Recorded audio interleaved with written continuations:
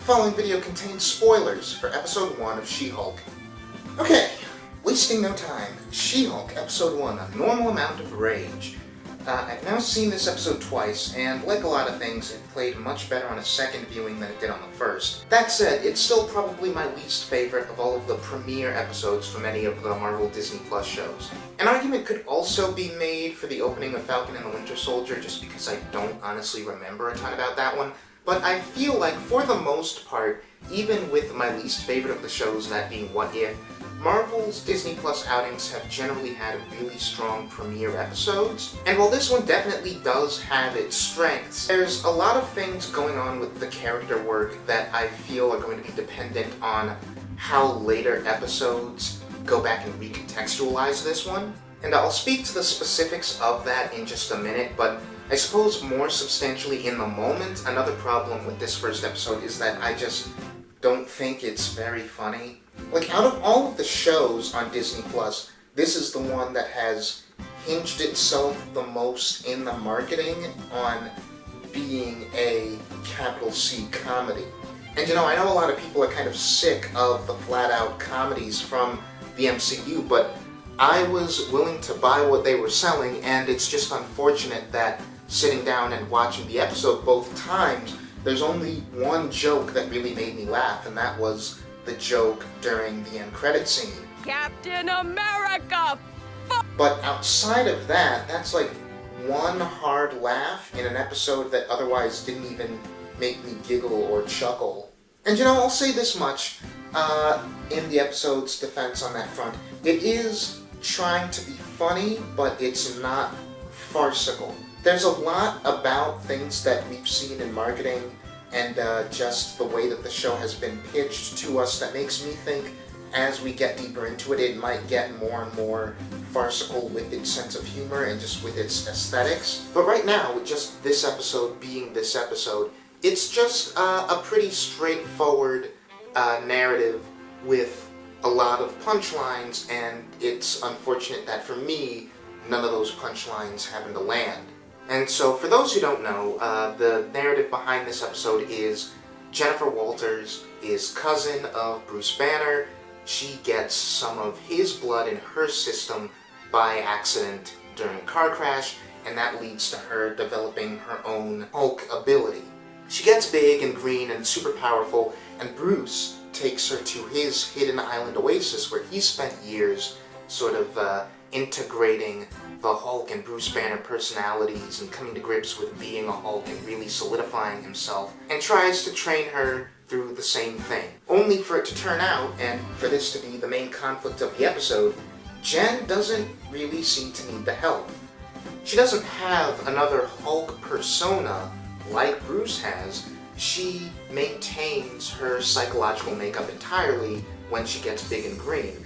And so through that being the case, the presence of Jen and her ability to sort of become a Hulk without having any of the hang-ups that Bruce has spent so much of his life associating with being a Hulk, the point of that dynamic from Bruce's perspective seems to be forcing him to recognize that maybe what he's spent years thinking of as Hulk problems are in fact actually just Bruce problems. And I think making the more practical reason for Jen's control being that as a woman she experiences a lot of things that force her to maintain control over her emotions in a way that men don't typically deal with. I think that's a really interesting sort of thematic, logistical way to justify the idea that She-Hulk is a one persona,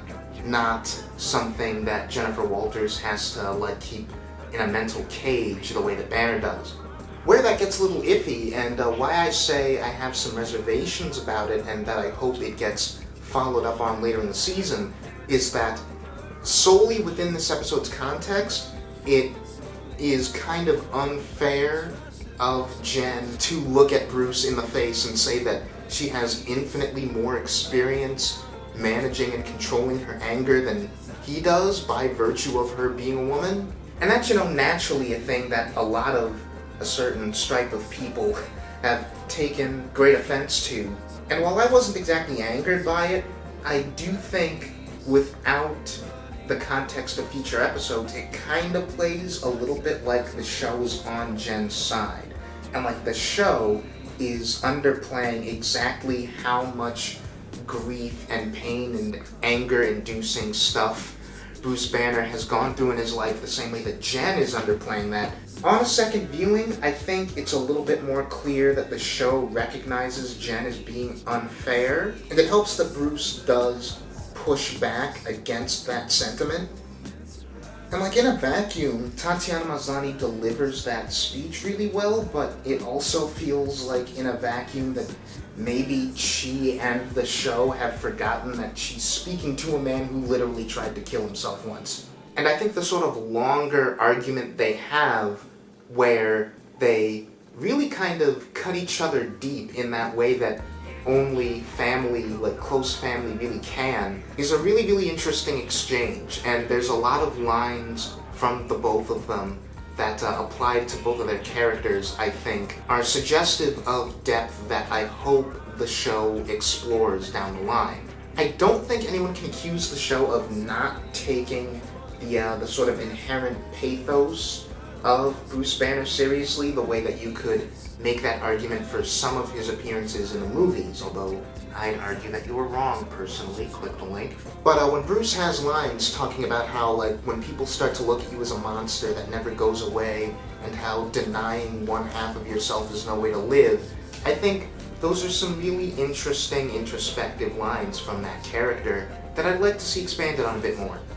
As for Jen herself, I think she's a pretty interesting protagonist, and I think / hope that part of her arc in the show will be realizing that she's kind of treating Bruce unfairly, that she's a bit too tunnel visioned and a bit too eager to focus solely on herself and on her career, that she's sort of lost a bit of empathy, and that maybe she, like certain chunks of the audience, doesn't entirely grasp the sheer degree of stuff that Bruce is struggling with. So that sort of more dramatic, more serious side of the conflict between Bruce and Jennifer is what I think is going to sort of live or die on the strength of the rest of the show and what we do with Jen's character. And given the way that these shows are usually structured, I do trust that we are going to have some element of closure to that. The Disney Plus shows have made a pattern of sort of introducing a dramatic narrative element that it would feel strange to not follow up on early in the show, and then letting it sit in the back for a couple episodes and then following it up later in a really meaningful way.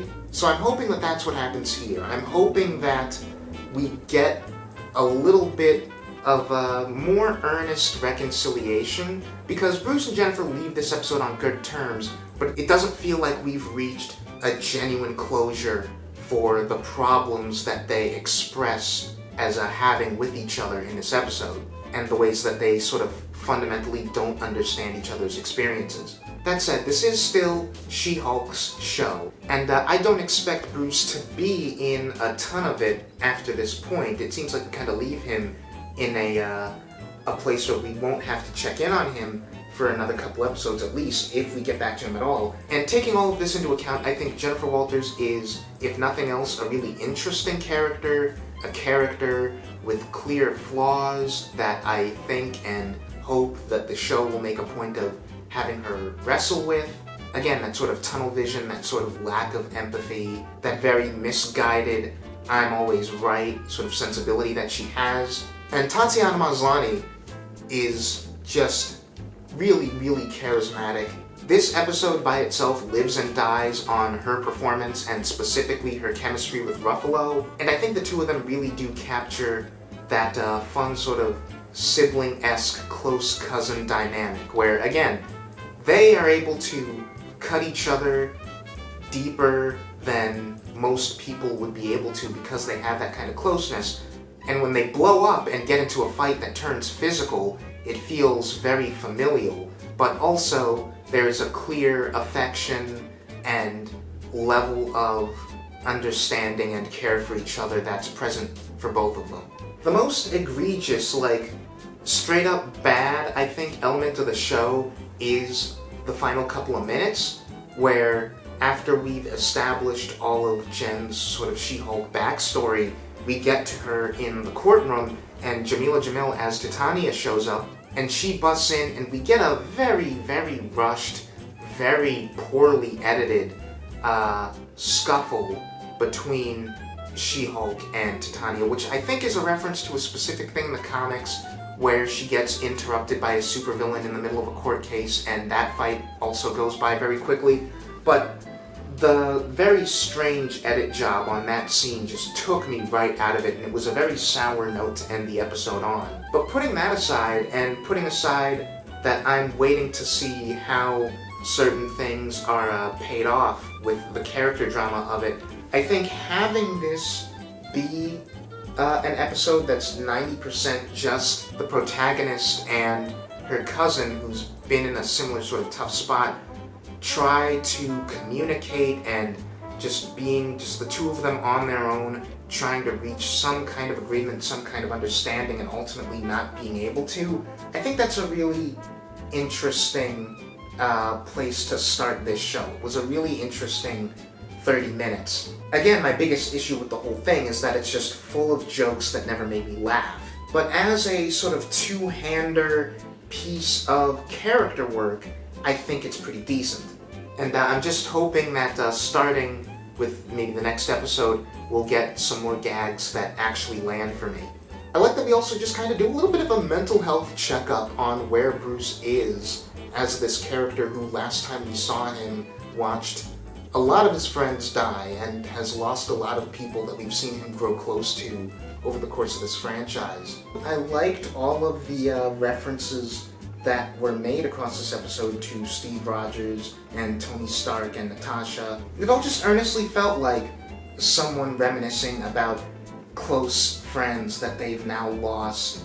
And for as lighthearted of a show as this is, it was good to know that it can sort of look at that and treat Bruce's losses and those relationships as something that genuinely mattered. I don't know if you can hear that. That's my cat eating in the background. Hawkeye, do you mind? My recording supersedes your need to eat food. Thank you. Anyway, yeah, that's kind of the whole ball of wax. I think the last couple of minutes were really, really shoddy and choppily edited. I have some reservations about what's otherwise pretty interesting character drama, and most substantially to the show's detriment, I just didn't laugh at any of it. But Tatiana Maslany as Jennifer seems like a really compelling lead, and I'm interested to see where we take her character and some other aspects of this setup.